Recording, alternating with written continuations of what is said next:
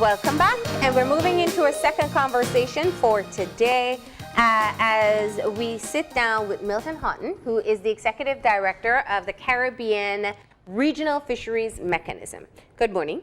Good morning. And thank you for being here. It's my pleasure, thank you.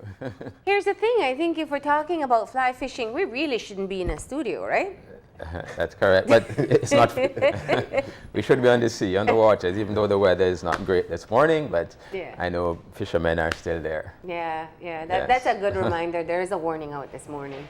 Yes. But let's talk a bit about, before we talk about this specific initiative, I want to talk a bit about the work of the Caribbean Regional Fisheries Mechanism and what you do here in Belize. Right. Well, let me give you a little background. Yes. We actually came to Belize in 1992, not as the CRFM, not as the Caribbean Regional Fisheries Mechanism, but as a CARICOM project that was called the Caribbean Regional Fisheries Resource Assessment and Management Project. That project was a Canadian $20 million funded project, and it went on for 10 years.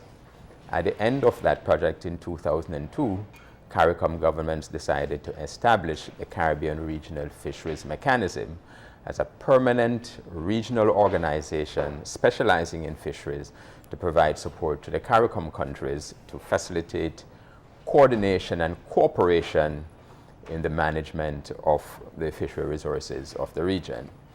In the region, we are blessed with tremendous marine resources. The fact of the matter is that our countries are largely ocean states. Many people do not realize that over 82% of the area that is available to us for development is actually waters, marine space. Yeah. And these are not barren areas. They are very productive areas. And we derive significant economic and social benefit from our marine environment.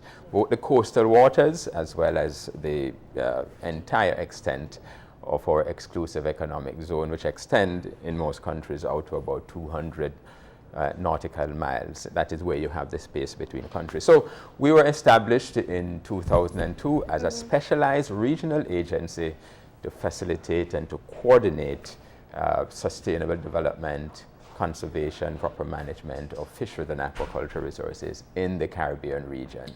Let me ask a question. When we look at Belize in comparison to the rest of the Caribbean, who has the most similar industry, the fishing industry as we do? Because obviously the reef provides a completely different dynamic for us here. Yes.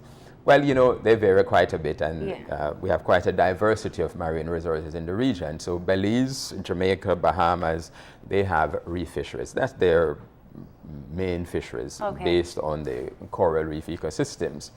But in the Eastern Caribbean, I suppose in some of the countries, they're more targeting the pelagics, which are the tunas and tuna-like species. If you go further south to Guyana, Suriname, Trinidad and Tobago, they harvest what we call the groundfish, shrimp and groundfish fishery. These are bottom resources. It's based on muddy bottom, but they're very productive. In fact, that area is among the most productive fishing grounds, not only in the region, but globally.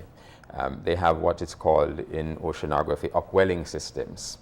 So you have nutrient-rich, cold, deep water coming up to the surface, and the primary production is very, very high in those areas. So Guyana and Suriname together, they produce maybe close to 100,000 metric tons of fish, compared to, I think, Belize is much less than that. So Guyana and Suriname, they with their shrimp and groundfish fishery, they are by far the largest producers in the Caribbean region. So it varies. Within the Eastern Caribbean, we have the pelagic, but we also have the reef fishes in the Eastern Caribbean.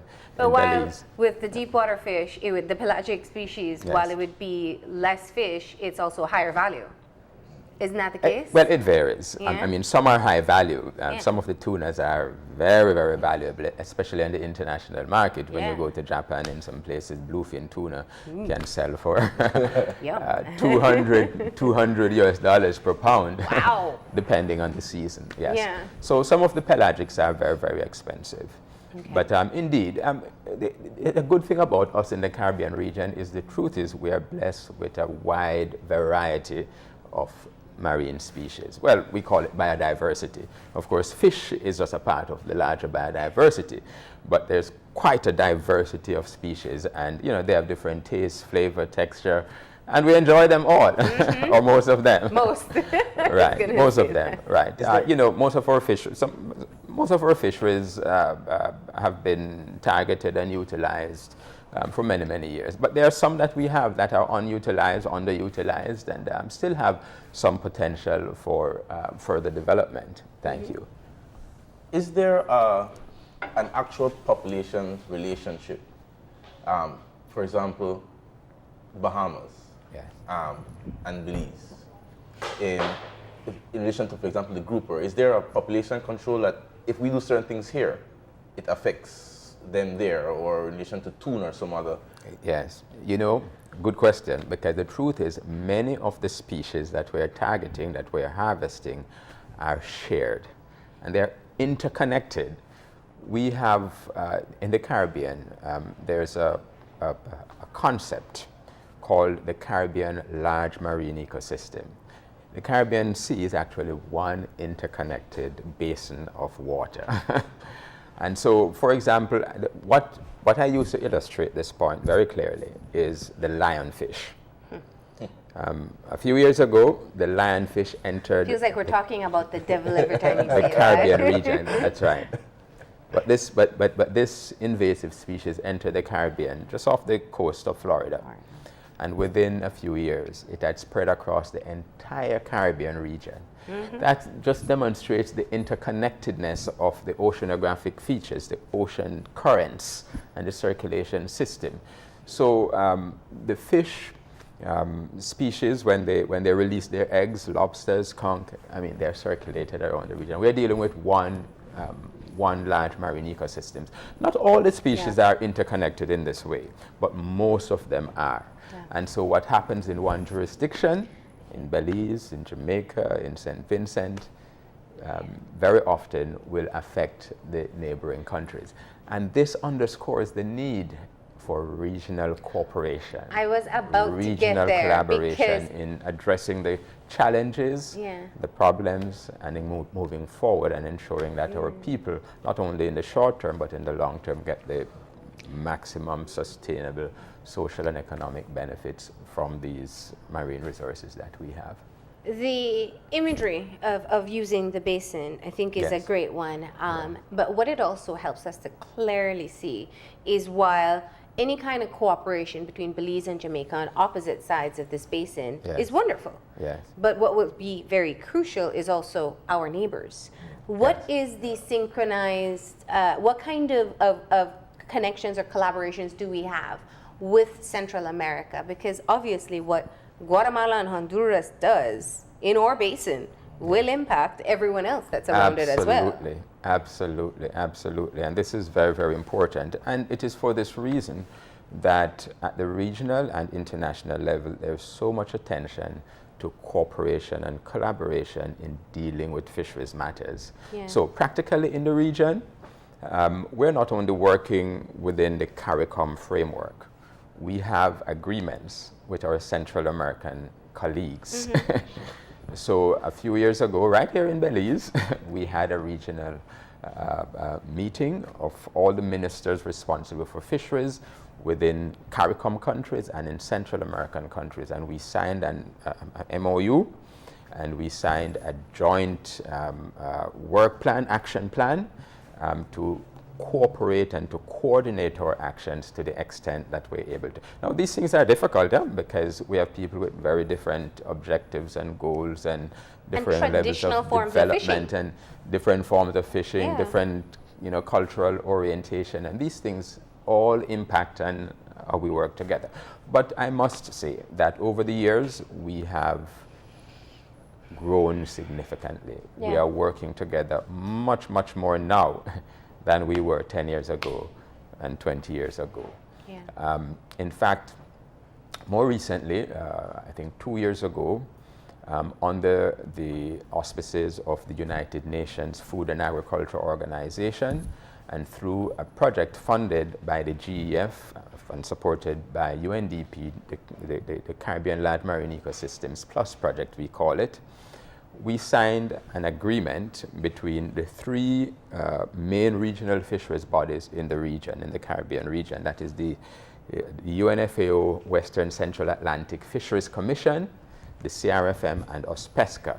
So we signed an agreement, and we are meeting regularly and coordinating our actions regularly. So we have had in 2 years about 5 or 6 meetings just to coordinate, Yeah. to address this important point that you raised. It is indispensable that we work together. Yeah. So we have come a long way. I mean, we still have a way to go, because the truth is, the marine environment, the fisheries resources are dynamic, they're changing, the climate is changing, the environment is changing, and the stocks, the fish stocks, I mean, they're dynamic, they're changing, they're harvested by fishers.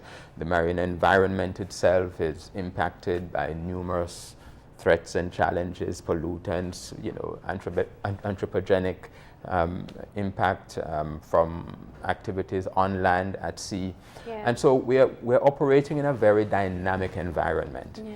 And so going forward, we have to work together in this collaborative manner.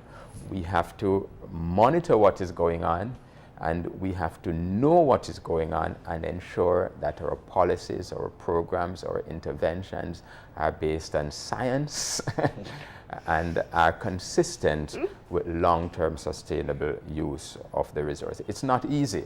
Of course not. It's very complex. Of course not. And many people do not realize just how difficult it is, Yeah. and how the level of uncertainty Yeah. is in dealing with these resources. You But know what's I would say interesting? we have seen solid Yeah. progress over the years, and we need to continue to strengthen our efforts. And yes. What I find interesting is that anytime we speak with persons who work with marine resources, they always speak of how the fishermen are so easy to get on board with sustainable fishing practices, because they have slowly adjusted and recognized for themselves that fishes or marine resources are not infinite.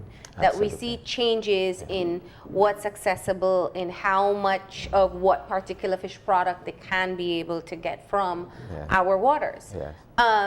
Where do you still find challenges, though, in getting the buy-in from having the fishermen understand that there are protective mechanisms that are necessary?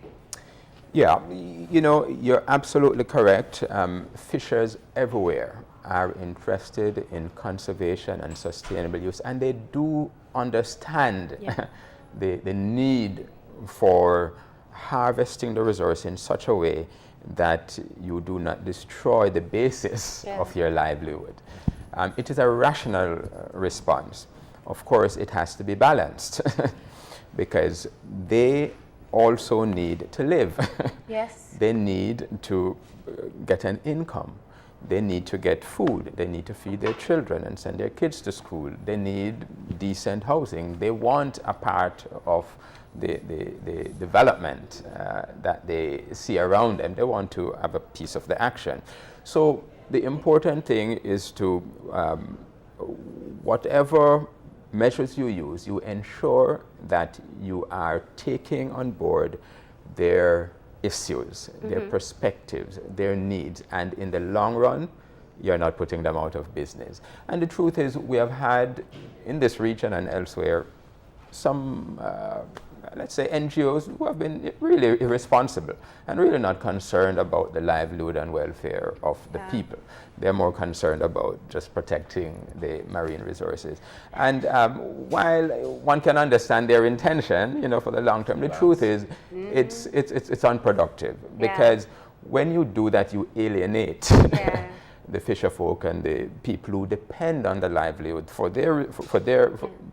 on the resources for their livelihood. So it's like and who are really willing to work with you to ensure that they have long-term sustainable livelihood. I appreciate that. They really want to work with you, but you have different groups and different interests and different challenges, and it's always challenging to balance the interests of different groups because, for example, in some countries you have industrial fishers, large operators, and then you have small-scale fishers. In some cases, the large operators are only thinking about themselves. There's a certain level of selfishness in many people. And if you're thinking just about yourself and not thinking about your neighbor and the small-scale fishers, in the fisheries context, you will have difficulties and you will have resistance building up to some of the policies. So it is always about engaging in dialogue, providing information so that all parties understand the issues and understand the point of view and the concerns of not only themselves but the other parties, other communities, other types of fishers, so that at the end of the day, through dialogue and proper communication, you can come to a compromise as to what is best for all of us. What is the win-win situation in this?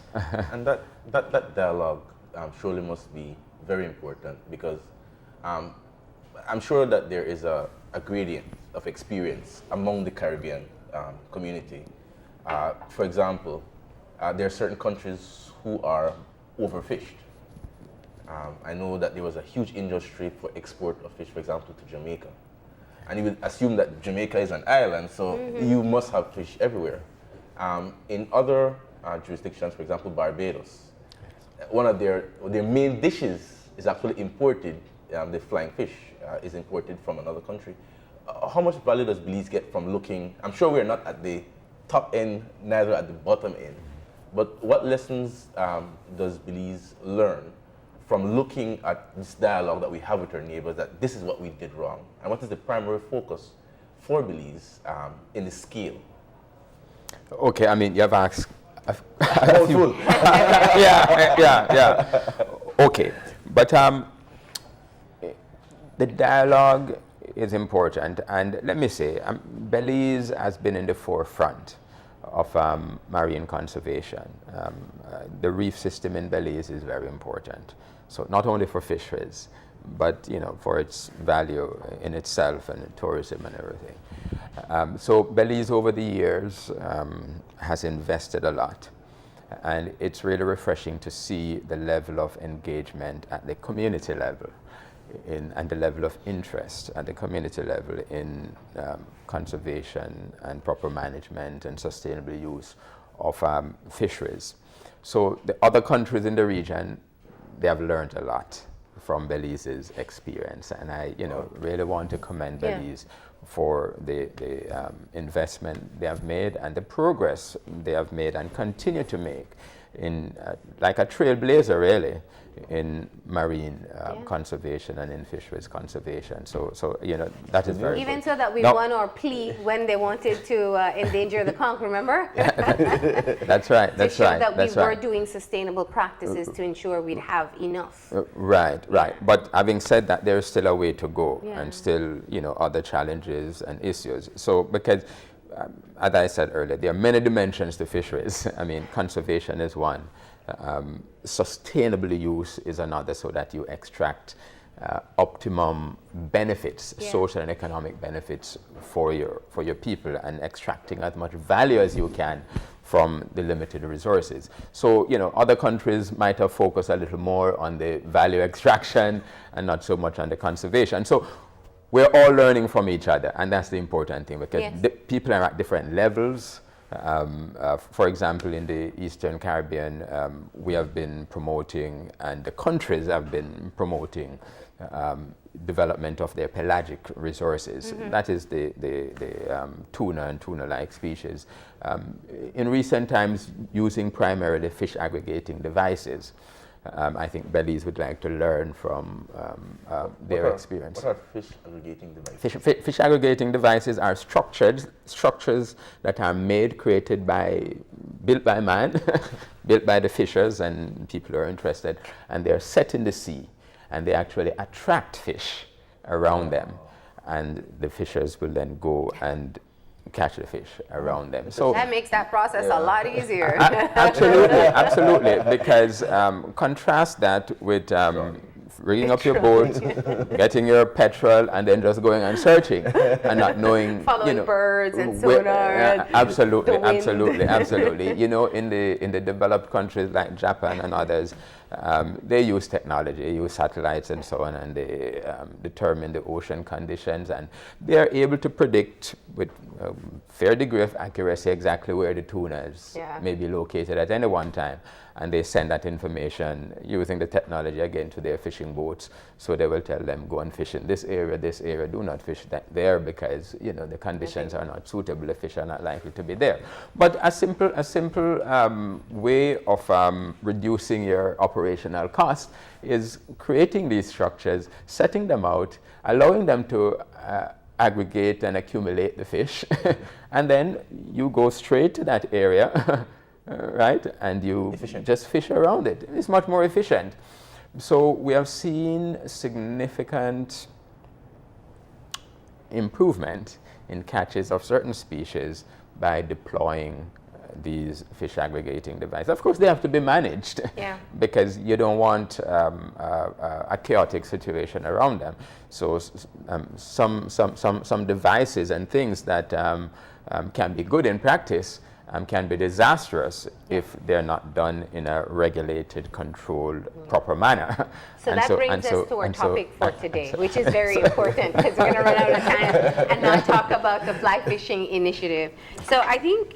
Yeah, I need to clarify. I mean, it's not fly fishing, it is the flying fish fishing. Oh, flying fish. Flying fish. Yes, that's right. That's right. That is what the article was about. Yes. Okay. Right. There is fly fishing, which is a form of sport, recreation, and it's fishing. actually very one of the tourism attractions in this country. Yeah. Absolutely. And it is something that we're interested in, and we need to promote too, because it can be done in a very sustainable manner and can produce livelihoods and good income for people who are involved in it. So fly fishing is very good, and you know, it's one of these simple techniques, but requires a fair amount of skill.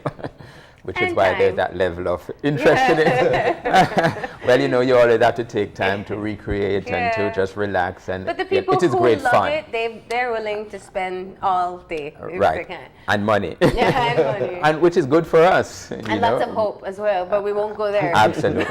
Absolutely. Flying fish. Flying fish, right. And the initiative that is being started at this time. Right, okay.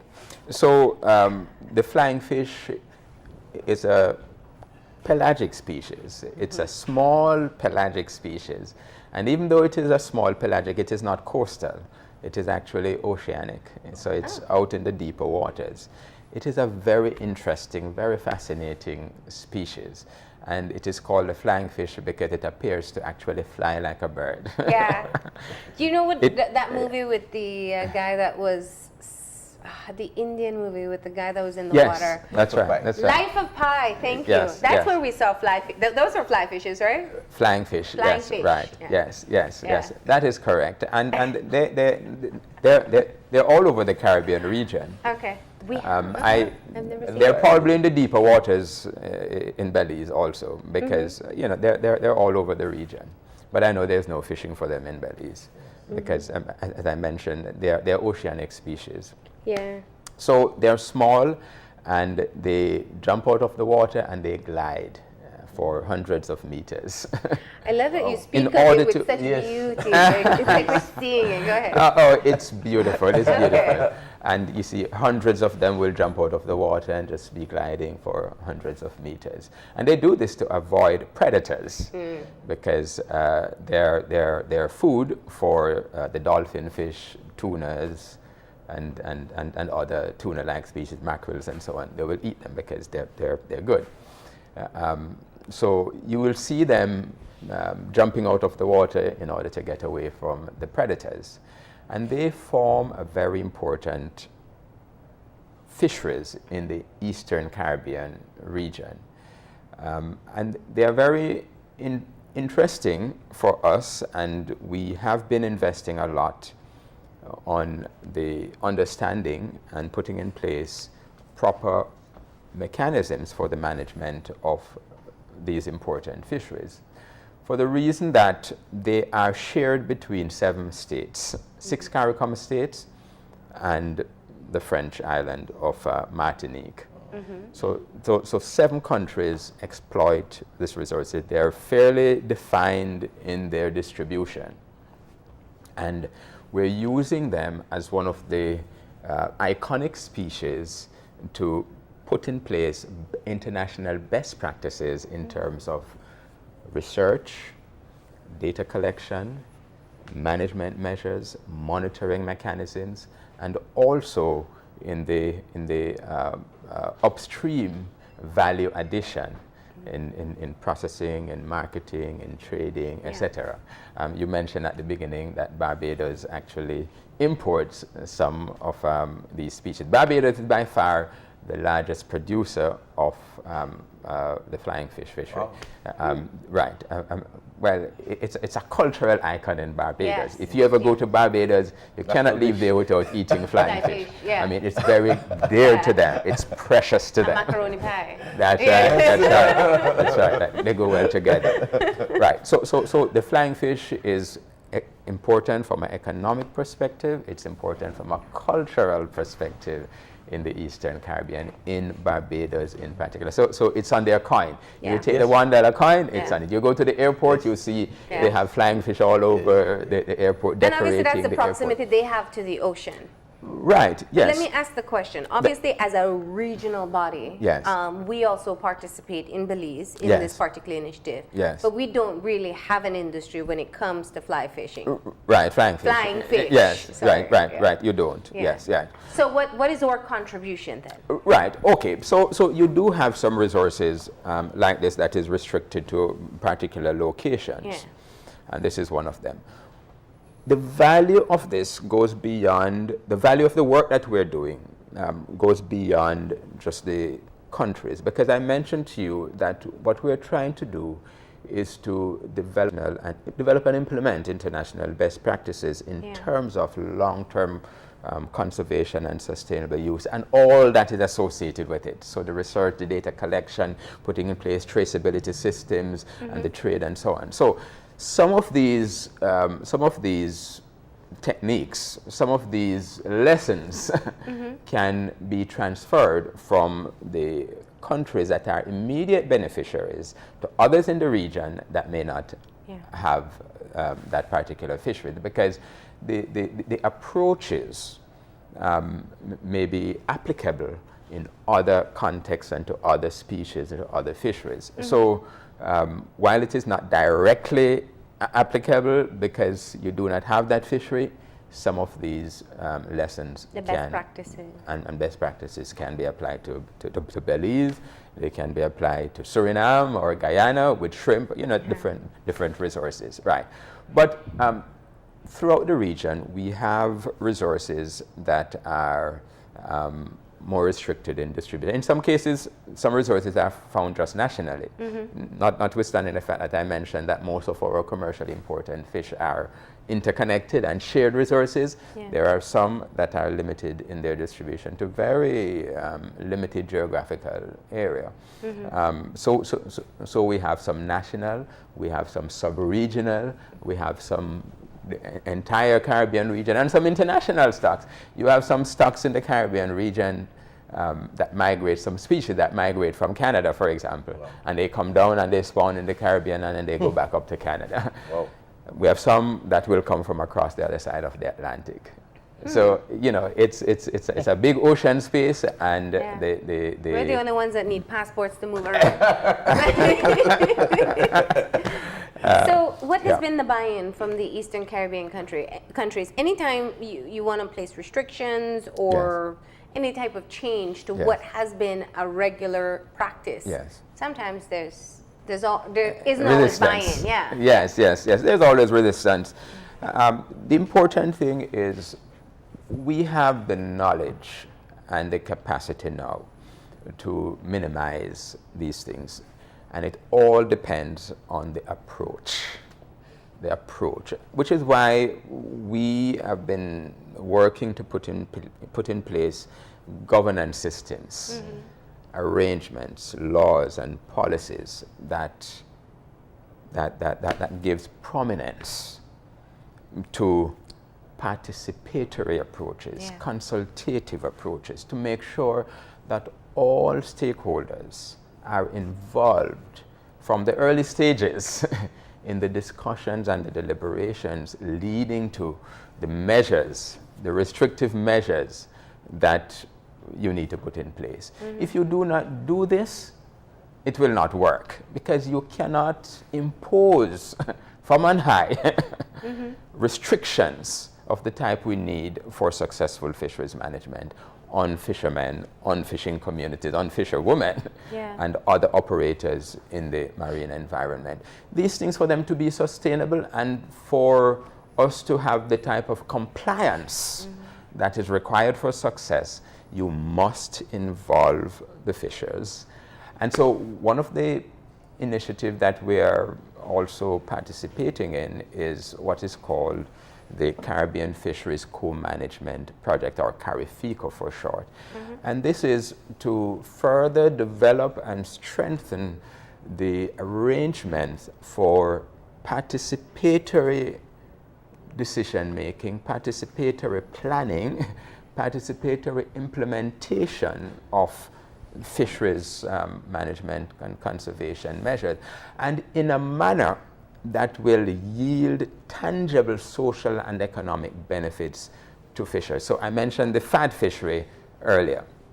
The truth is, in Dominica, for example, the development and deployment of fads were done in collaboration with the fishers, forming themselves into groups, fishing cooperatives and other groups. They work together with the fishers to determine what they are going to do, how they are going to do it, and to formulate the rules that govern their operation. And you know, it is amazing. The fishers are invested in this. It's not easy. It's not easy.